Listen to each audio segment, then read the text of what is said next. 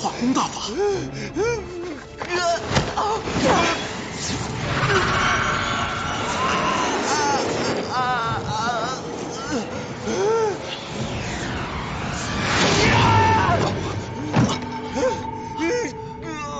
玉儿，你遇到新修老怪丁春秋了吗？丁春秋，我不知道他是谁呀。那你从哪里学来的化功大法？我从来没有学过化功大法。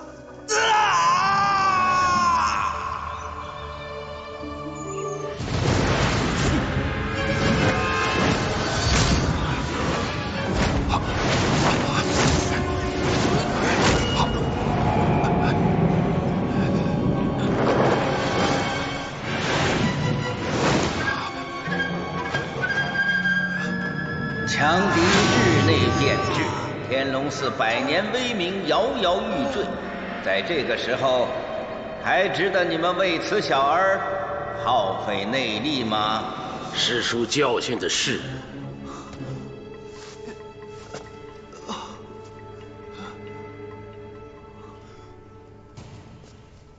伯父，不知枯荣大师还健在，晚辈有失礼敬，多有得罪。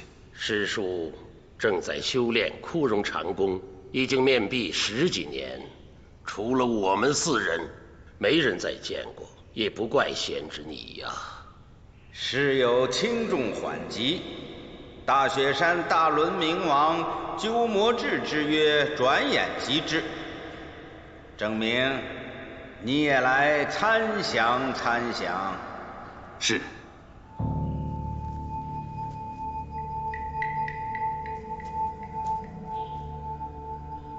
小僧当年与姑苏慕容博先生结交为友，先生对贵寺六脉神剑备至推崇。如今慕容先生先世为报知己，故向该寺讨求改经，分化于慕容先生墓前，日内来取，务却为幸。大轮明王乃吐蕃国师，精通佛法，每隔5年要开坛讲经说法，到时西域、天竺各地的高僧都要云集在大雪山大轮寺听其讲法。他不但精通佛学，武功也十分了得。据说最近他又掌握了不少新的绝学。六脉神剑是天龙寺镇寺之宝，也是我大理段氏武学的制法要宗。小侄也只是听前辈提起过，不曾见过。鸠摩智胆敢来取，还要焚化于慕容先生的坟前，他就不怕众位师叔六脉神剑的威力吗？阿弥陀佛。说来惭愧呀，天龙寺虽有六脉神剑的剑谱，但是练成神剑还需要极强的内功做基础。上百年来，天龙寺还没有一个人练成，就连枯荣大师所参的枯禅之法，也还要假以时日方可达成。这也正是枯荣大师阻止我们用内力为令侄驱除体内邪毒之因呢。不错，令侄数日内性命无碍，这几天就在我们这里静养。倘若伤势急发，我会随时赶来救治。待退了大敌之后，我们会全力以赴为他驱毒。枯荣大师处事周全，证明不胜感激。如今，倘若我们6人一起来练这六脉神剑，无论是谁，终究内力不够，都是练不成的。不如我们各修习一脉，6人一起出手，证明你也来凑凑数吧。是。师叔，证明虽然是段氏俗家第一高手，修行一脉不是难事，可是寺中祖训，非入佛门者不可练此神剑。皈依我佛，原是证明的素质，证明愿出家为僧，与众前辈共抗强敌。伯父。如此甚好。你剃度之后，我们会将六脉神剑传授于你。等退强敌之后，你再还俗便是。大师慈悲，请为我剃度。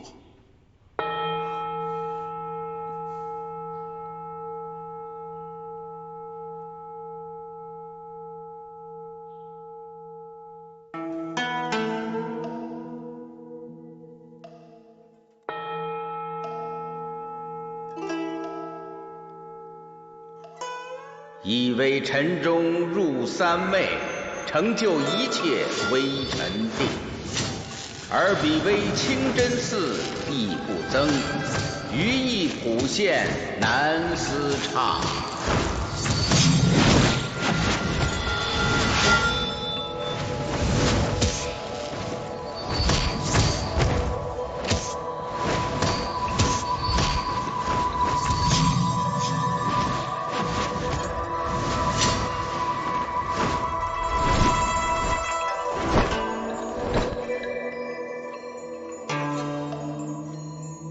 阿弥陀佛。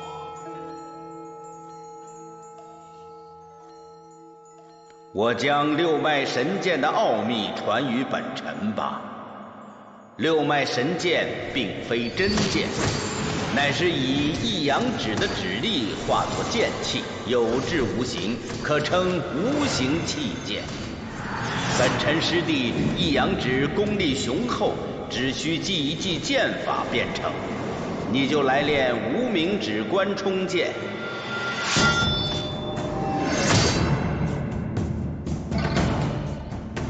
我专练拇指少商剑。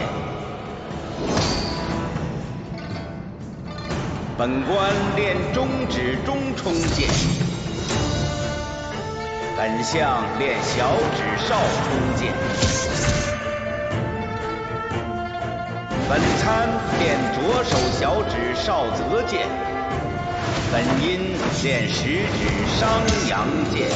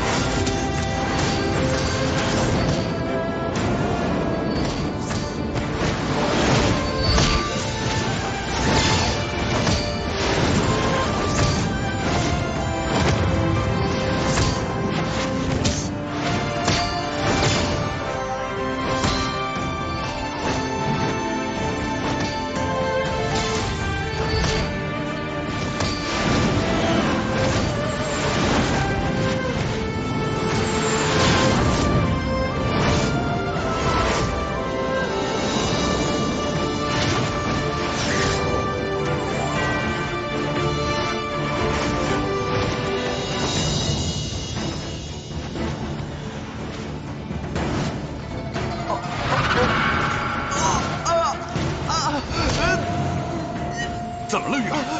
我身上有无数的气流奔突窜跃，我心里想着太师出图上的红线，气流就涌到丹中穴，现在越塞越满，我胸膛快要炸了！不要胡思乱想，压住真气，看着伯父，我教你导气归虚的法门。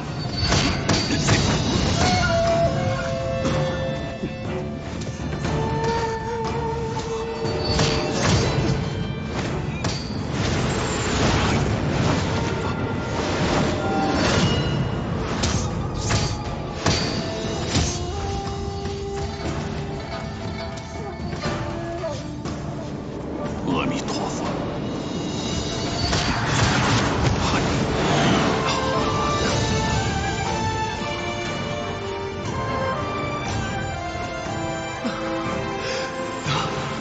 没事了，居然没事了！伯父的导气归虚还真是不错。哎，反正闲着也是闲着。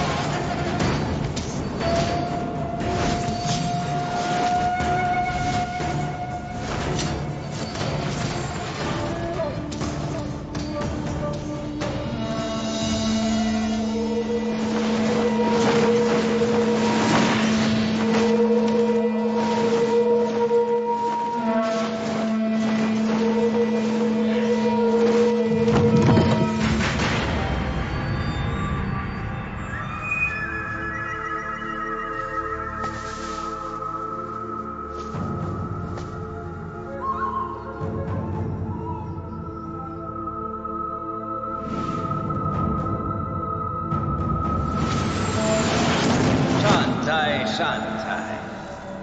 大轮明王已到，你们准备的怎么样了？虽不纯熟，但足可迎敌。好，将明王请进来吧。玉儿，一会儿有场激战，伯父不能分心保护你，你到后殿去吧。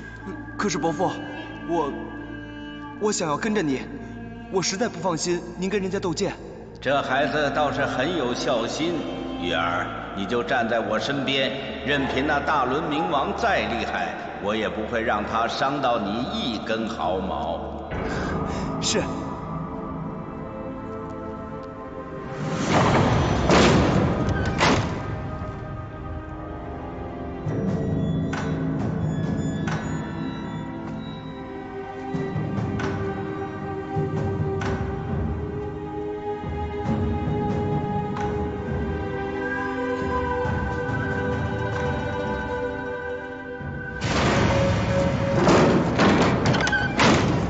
土不晚辈鸠摩智参见各位前辈大师。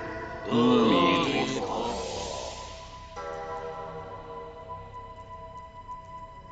有常无常，双树枯荣；南北西东，非假非空。明王博学精深，果然是名不虚传呐！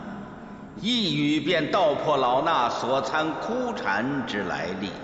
30年前，小僧与慕容博先生在少室山下邂逅相逢，讲武论剑。经他指点迷津，生平一役颇有所解。后又赠我上乘武学秘籍，深恩厚德，永不敢忘。如今慕容先生西归极乐，小僧尚未图报，乃平生所憾。明王与慕容先生相交一场，即是缘分。缘分已尽，何必强求？当年慕容先生论及天下剑法，称大理天龙寺六脉神剑乃天下第一剑法，恨为得见，因为平生憾事。小僧便夸下海口，愿为他代劳。大丈夫一言既出，生死无悔，绝不食言。六脉神剑乃我天龙寺最高深的武功秘籍，凭明王一句话，我们就要相借吗？六脉神剑乃是贵寺的镇寺之宝，小僧怎么会空手相借呀？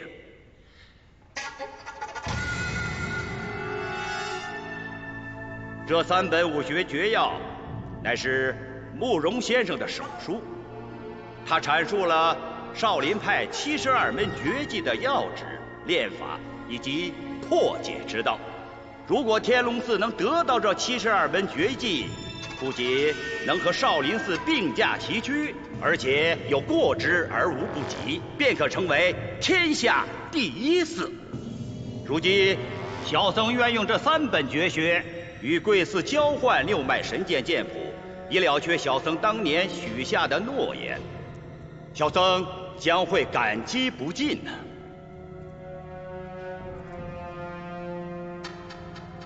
贵寺在赠剑谱前，尽量留下手抄本。小僧拿到剑谱后，定会立即封固，绝不偷看。拿到慕容先生的墓前焚化，这样贵寺的剑谱也不会流传于外。这72门绝技中，拈花指、多罗叶指、无相结指与贵派的一阳指有相互印证之功。小僧不妨在众位高僧面前献一献丑了。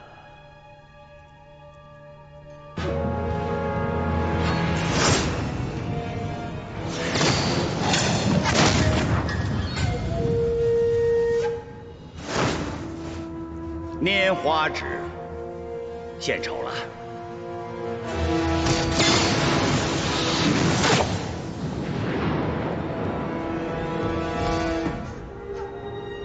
多罗叶指已一味霸道，但功夫浅得很呐。多罗叶指，名不虚传，佩服佩服。哈哈哈哈哈哈！小僧的功夫很浅，让各位前辈高僧见笑了。师叔，明王远道而来，其意诚恳，我们该如何做决定？还请师叔明示。本因，我们练功习武，所谓何事？当然是弘法护国。护国之时，该用哪种武功啊？当用看家本领一阳指。你一阳指的修为练到了第几品呐？弟子愚钝，我才修炼到第4品。指法无优劣，功力见高低。如果你能把一阳指修炼到1品，还用再练其他武功吗？师叔指点的是，咱们自己的一阳指还未修炼精通，那还用旁人的那些武功奇经干什么呀？明王远道而来，辛苦了，还望见谅。哼，恕小僧今日无礼，说句狂妄之言。如果六脉神剑真像慕容先生所说的那么神奇，贵寺即便就是有秘籍，也不一定能够练成；即便就是练成了，也不一定能够像慕容先生所说的那样奇妙。明王是想用激将法逼着我们使出六脉神剑吗？真金不怕火炼。小僧今天就是想见识见识慕容先生所说的天下第一剑法到底有多厉害。领教了。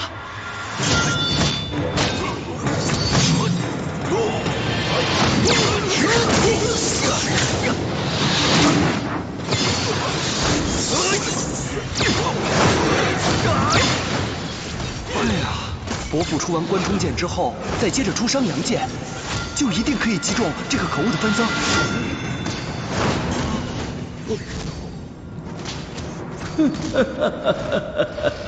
啊！枯荣大师修行枯荣禅功，把自己练成这个样子，这枯荣禅功多半不是什么好武功。良机莫失，凝神关键。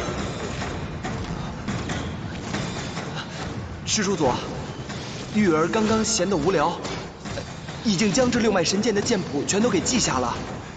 玉儿真不是有意想要违背祖训的呀，师叔祖。没想到你有过目不忘的本事，真是我断世之福啊！自观自学，不违祖训。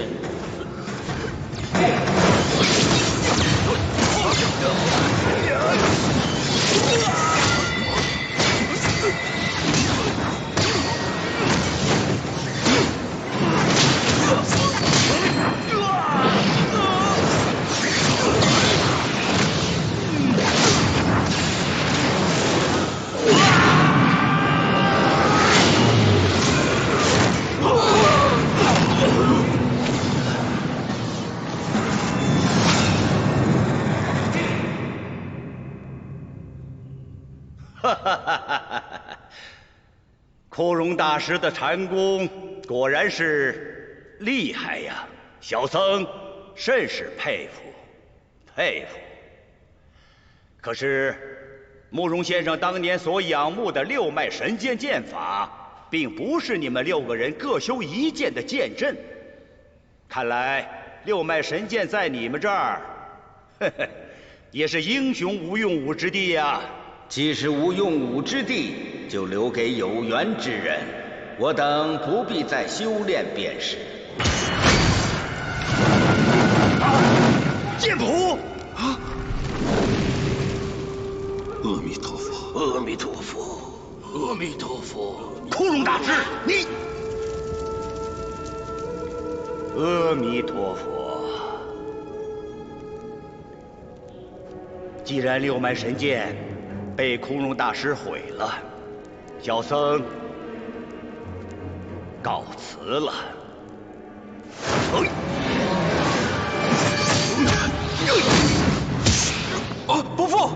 毕国公主久仰保定帝风范，请陛下屈尊，副主播与他一会。他从前是保定帝，现已皈依佛门，法号本臣。本臣吐蕃之主既然要见你，你去也好。本臣听命。范增，快放了我伯父！尊驾是哪一位啊？你管我是谁啊？你这个卑鄙无耻的范增，名义上是要用六脉神剑剑谱祭奠慕容先生，其实就是你自己想学我段氏绝学。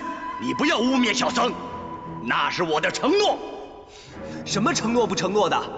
现在慕容先生死了，你的狗屁承诺，鬼才会相信。你要是再敢乱说，我掐死他！伯父，玉儿，别管我，赶快回去让你父亲登基，结成大宝。我只是闲云野鹤的老和尚一个，不足牵挂。伯父，我不能让他把你带走。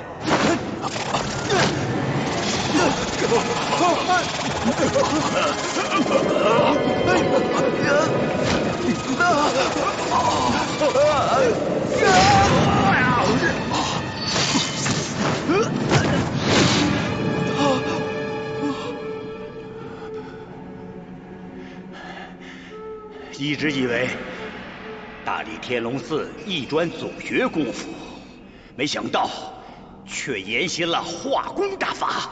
冥王为何口出谬论？星宿老怪善于暗算偷袭，卑鄙无耻，我段氏子弟怎会跟他有关联？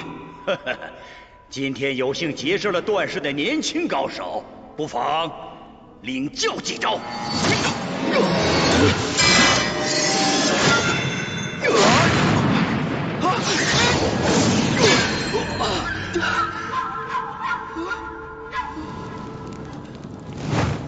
你这个卑鄙无耻的臭和尚，就只会背地里偷袭暗算，你这样算什么英雄好汉？你小小的年纪，竟练成了六脉神剑。现在你知道我大理段氏卧虎藏龙了？关冲剑、少商剑、少泽剑都是我随便使出来的。你不是想见识大理的六脉神剑吗？我就再让你尝尝其他几剑。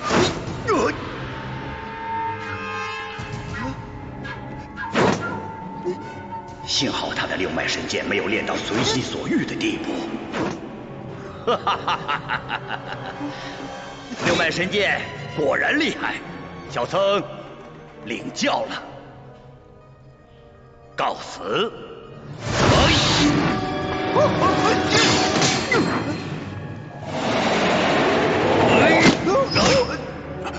不要过来！既然六脉神剑被空中大师给烧了，这位小施主精通六脉神剑，他就是活剑谱。我把他送到慕容先生的坟前，将他活活烧死，也是一样啊！什么？你想要烧死我？枉你一代高僧，快放了玉儿！走！放开我，臭和尚！放开我！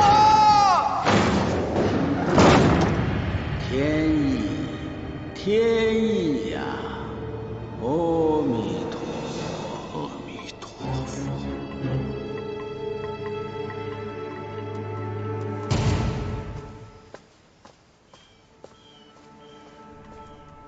帮主，你的书信是慕容复的吗？不是，是少林发过来的。少林。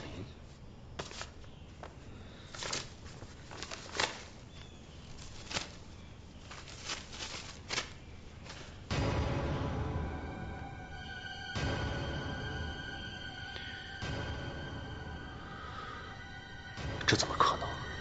帮主，出什么事了？快，火速召集众位长老前来议事。是。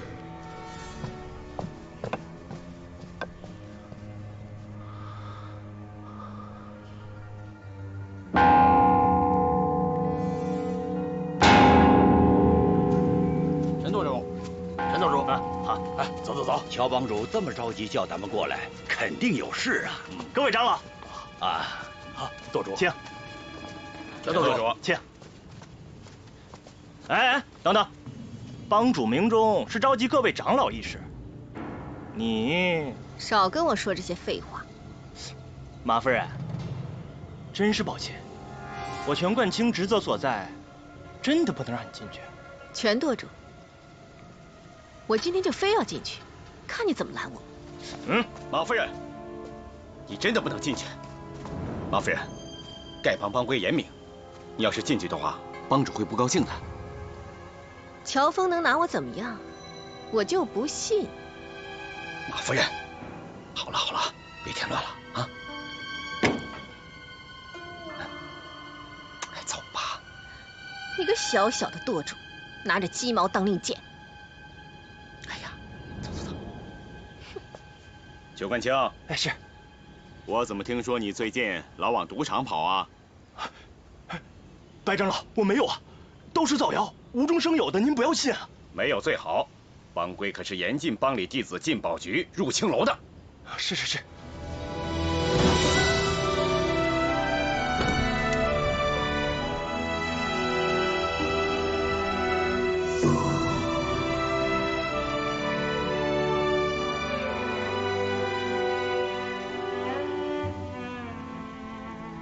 没有玄卑大师，泰山大会上，丐帮便保不住声誉，也不会多亏。乔峰这条命是大师救的，玄卑大师对丐帮恩重如山，弟子在这里为你送行了。为玄卑大师送行。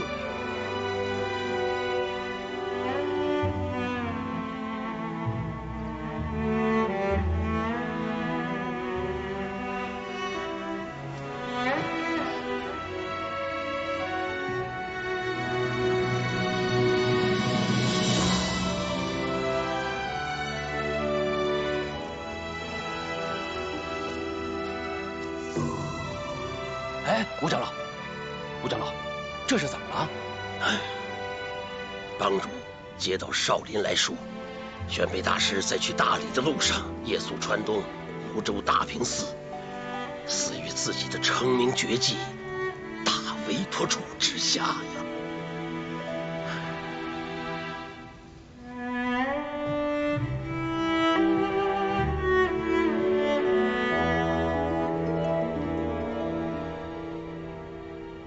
帮主，这又是以彼之道还施彼身。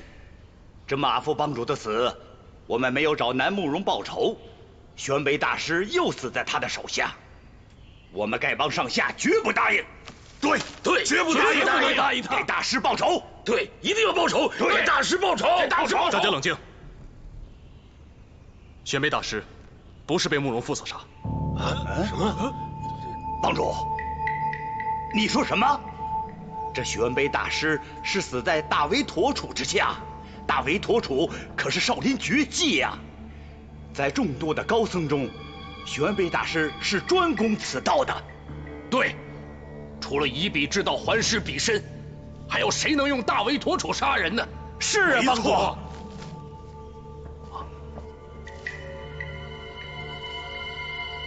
玄慈方丈在信上面说，玄卑大师是死于8月21的夜里，可我在8月18与慕容复在信阳柯百岁的家中相遇，他怎么可能在短短4日之内赶到川东泸州行凶杀人？是啊，是有道理啊。这信阳和泸州相隔甚远，就算是日夜兼程，最快也得5、6天的时间。这短短4日，慕容复不可能赶到泸州。如今武林发生一连串的凶案，先后涉及到我丐帮和少林，而矛头全部指向慕容复。这里头肯定有天大的阴谋，只是我现在还无法猜透。乔峰身为武林盟主，绝不能让凶手逍遥法外。对。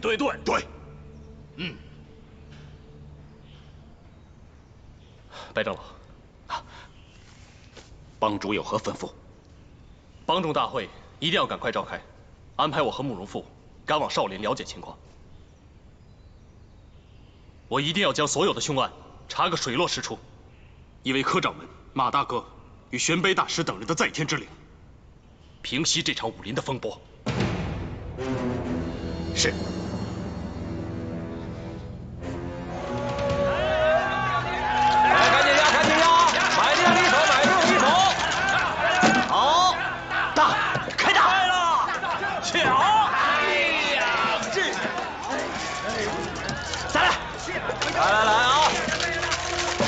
接着压，买定离手，快，来，压啊！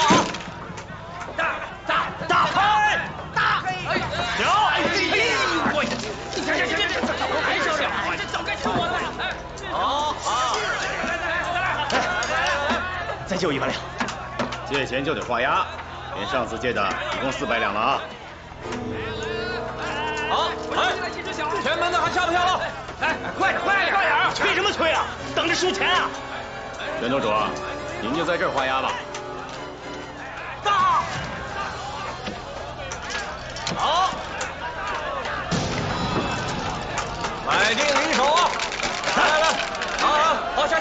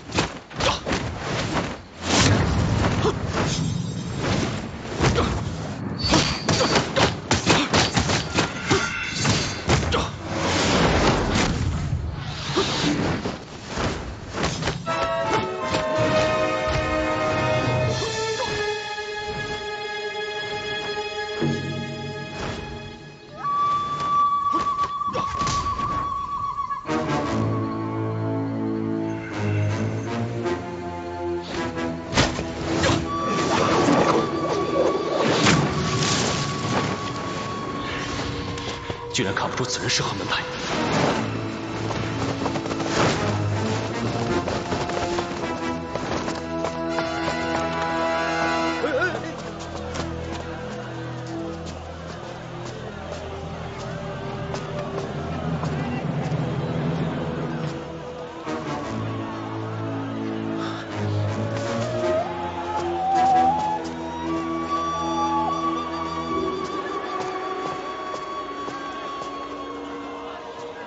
乔帮主，你怎么会在这儿啊？马夫人，我好像看到全舵主进去。全舵主？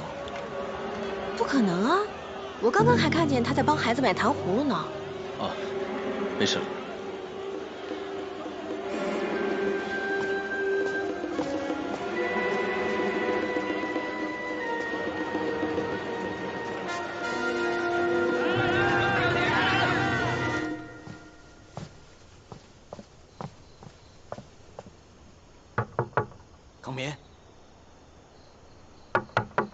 康眠，这么晚都不在家。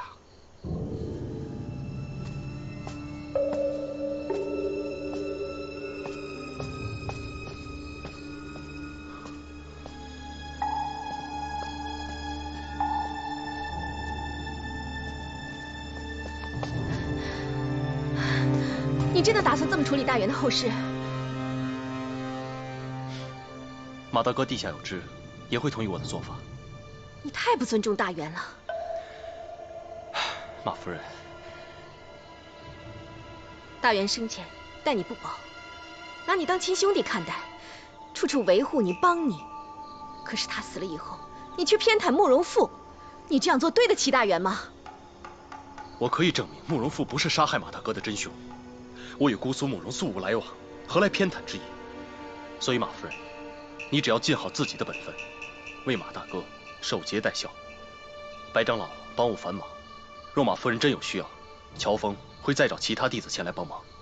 你什么意思？马夫人是聪明人，千万别聪明反被聪明误。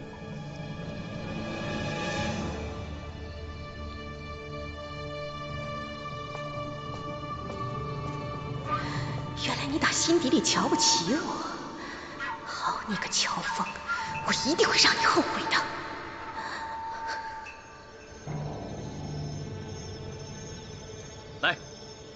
来，快送去。哎，好，来。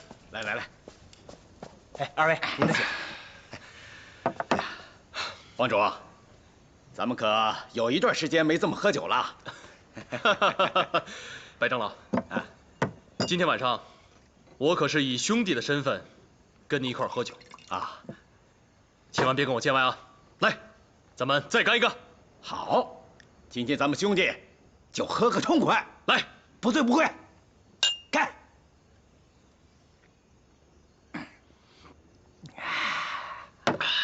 好酒啊！白兄弟，哎，自马大哥意外去世之后，多亏了你和众位长老为我分担帮内事务。哎，那是应该的。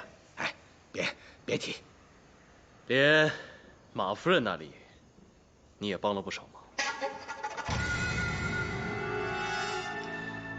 我看你最近跟马夫人走得比较近啊。不是，我主要是马副帮主他突然去世，我看马夫人她压力挺大的，我就多陪了陪她。你可别多想啊，我一直拿她当亲嫂子，我也没多想啊。原来如此，那不过人言可畏，而且白兄弟身为帮中的执法长老，千万不可做出格之事。多谢帮主提醒，以后我会留意的。师傅和马副帮主接连走了，帮里现在最重要的就是兄弟们能够团结一心。你也别多想，来，咱们来喝酒。喝。原来帮主已经发现我跟康敏的事儿了。唉，都怪我一时意乱情迷。不行，我得赶快抽身才是。全快清！全快清！全快清！何警部，全快清！全快清！出来！出来！放开我儿子！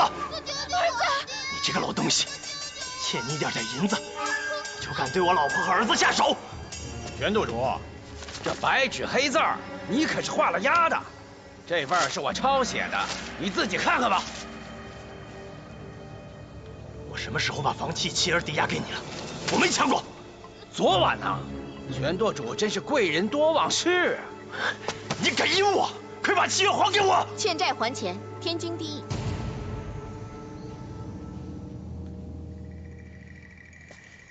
赶紧放人！哎，谢谢，咱们走。儿子，儿子，没事吧？